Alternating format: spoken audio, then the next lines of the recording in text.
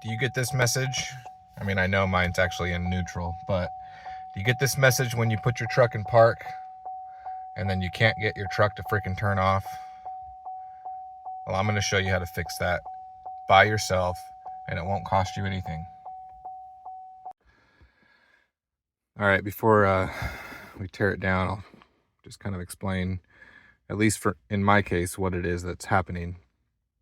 Inside the steering column, you've got your shifter assembly, and on that shifter assembly there is a limit switch, and which is essentially this. It's just, it's got a couple wires coming out that there is a button right there, and this is just a metal, thin piece of metal that pivots off this point. So when you put your truck into park, there's a tang, like a bossed feature on your shifter assembly, that when it gets put in park, this tang pushes this little rod. It's not really a rod, but this little piece of metal, it pushes it down, which is supposed to click that button down and close the circuit, so that electricity can flow through and make contact. So in my case, I was having really intermediate situation where I'd put it in park. I would get that, shift to park. It wouldn't let me shut my engine was shut off, but the auxiliaries stay on. And I would, kind of wiggle my steering wheel around, wiggle my shifter around. Sometimes I could get it to shut off. Other times I'd have to start the truck again, pull it into, shift it back out of park, slam it back into park, and then try again. It would get frustrating. Sometimes it was, resolved within a few seconds. Sometimes it took, 5 to 10 minutes to get it to shut off. Anyway, so I started searching for that, this switch, and turns out you can't buy the switch on its own. It's part of that shifter assembly, the column assembly, which is, if you buy online on eBay through like GM Parts Direct, it's about $170. If you go to the dealer, I don't know what it costs, maybe somewhere between $200 and $250. And in all honesty, I hate how nowadays the answer is just to swap components. Mechanics, people don't just actually fix the problem on the component that broke. They just swap the entire component out with a new one, when really the whole component works just fine. It's just a really minor issue. So I decided yesterday, I did the work yesterday, but I decided to do a teardown and remedy this situation right here. So this is what I did, and we'll tear it down. We'll look at what I did. I'll kind of show you how to do it. But I just made a slight modification to this little metal bar, if you will, and I just bent it more upwards right here. That way, as this bossed feature pushes down, it's able to have more force on this and get that button to click. When I took it out, I was noticing when I would hold it and push it with my hand, that button it'd be right on the edge of maybe clicking, but maybe not. It just didn't have quite enough force there. And so I just did a little slight bend. And since I have done that, I have not once had the shift to park message come up again when I was in park. So I'll go into this little bit of a teardown. It's very easy. You just need a 7, you want a deep socket, 7mm. There's 3 bolts, and so under here you got 1 bolt up in there, and the other 2 are actually behind your steering wheel. So you got to turn the steering wheel to 90 degrees to the right, 90 degrees to the left in order to get those out. First, you want to pop the top part off, which really just comes off if you yank on it a little bit. Just slips right out. You can kind of see where that screw is now. So to get there, you gotta turn the truck on, turn the steering wheel, and you can get those out. So I'm gonna do that real quick, and then we'll be right back. All right, I've already got 2 of the screws out. Kind of see, pulled it out there, and I'll yank that one out over here. Yeah, you just got to get your steering wheel turned, and in order to access that. So we'll get that out. This bottom should come right out after that, and then we'll take a look at what it looks like. All right, so there's your little shifting assembly. Get my pencil. It's basically this entire assembly here. But really your problem is this little sensor right there. And if you look, you can see the little thing I'm talking about, that little tang you see there. It's being pushed. I think if I see if so that was the issue. Let me get my tripod set up a little better, and there we go. All right, so on the sensor they have these little like bossed plastic features, and they run in through this forged assembly, and they stick out down here. And you'll notice on mine they're not sticking out, because to try to get this out, you got to take the clips off both ends and slip it up. Well, you hit this part of the steering column, so you can't actually get this sensor out.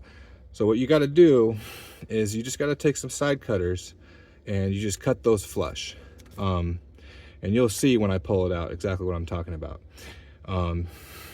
So I cut them flush, and I was able to pull that out, and I'll get her out now.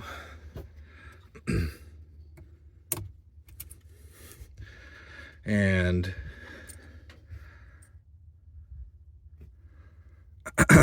you don't have to do this part, but I'm going to do it because it makes it a little bit easier to work. Let me go grab a screwdriver. Be right back. All right, so when I did this yesterday, I actually took the whole sensor out because I would rather work on it outside of my truck. So pull that out. Those 2 little leads you see there, those are for the up and down, you know, the plus minus on your shifter. So when you're shifting, you know, you're shifting through your gears, that's what those are for. So, and they actually go right into those 2 holes when you put it back together. At any rate, so let's look at this a little better. So there's your situation. When that little tang pushes down on this, it clicks that button. That's all you want. Well, previously mine looked like that first drawing. It was very flat, so I wasn't getting really enough pressure on this little lever to push down. So I just did a little bit of a slight bend. That way I know when I put it in park, it's going to be pushing with some decent force on that. And that's it. That's all I did. Just bent that up a little bit and reinstalled it. So once you get that back on, and oh, you know what? Let me show you there's those two little posts I was talking about. They're actually much longer. They probably go down to this far. I cut them short, and then once I got this out, I cut them even shorter to make it a little easier to get them in and out. And let's focus on that. So those two little holes you see there are what those go into. So it's pretty simple, and there's your little feature, that little, and if I try to move the shifter, you'll see it move. That's what's pushing down on this switch. So let me get this reinstalled.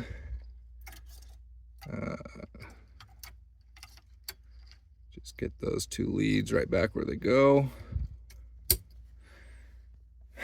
And then get this guy installed back on its little spot. What you may need to do is shift it out of park to do this part. So I'm gonna just go ahead and do that while I'm standing outside my truck. So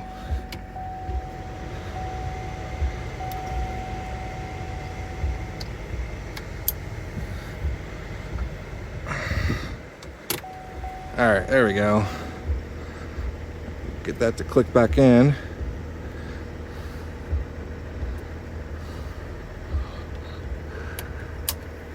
There we go. Put it back in park. And that's all that's to it. You put it back to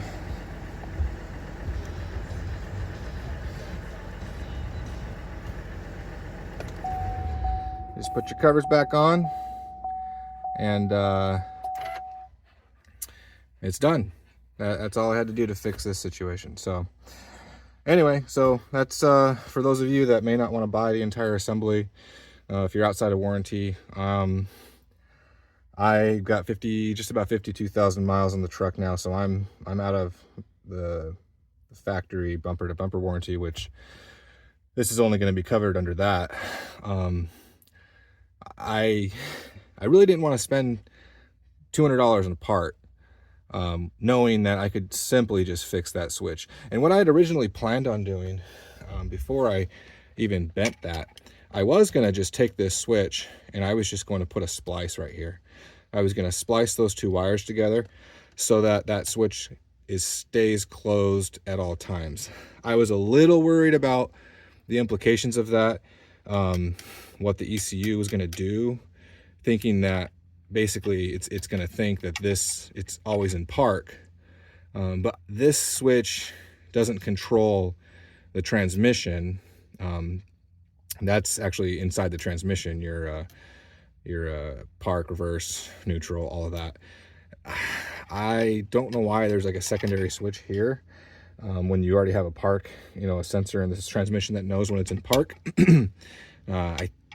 I'm not sure why this is even here, but at any rate, as far as I can tell, all this does is keep your auxiliary turned on if you shut your truck off when it is not in park, and it just throws that message telling you to put it in park. So I was just going to bridge that just to keep that from ever happening, but once I got it out, I thought, you know what, let me just see if I can just bend that that little lever a little bit and give me a little more pressure on that switch.